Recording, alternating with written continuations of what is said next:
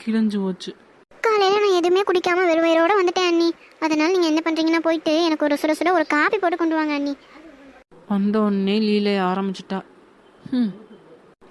அது ஒன்றும் இல்லைம்மா, நேற்று தான் காப்பி தூளும் காலியாக போச்சு.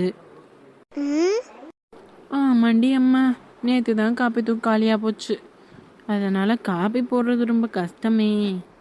சரி, காப்பி தூள் காலியாக போனால் பரவாயில்ல, போய் டீ போட்டு கொண்டு வா. என் மக எதுவுமே குடிக்காமல் வந்திருக்கா, அவள் வயிறு காலியாக இருக்கும்ல.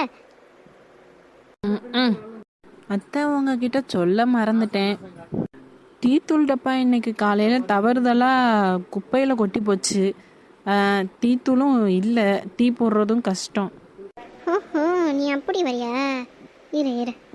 அண்ணி சரி பரவாயில்ல அண்ணி, காப்பி தூள் இல்லைனாலும் பரவாயில்ல, டீ தூள் இல்லைனாலும் பரவாயில்ல, நீங்கள் வெறும் பாலை போட்டு சக்கரை போட்டு கொண்டு வாங்க போங்க. அதான் அவள் கேட்குறாள்ல, இன்னும் ஏன் மசம் நிற்கிற? போ. இல்லை அத்தை,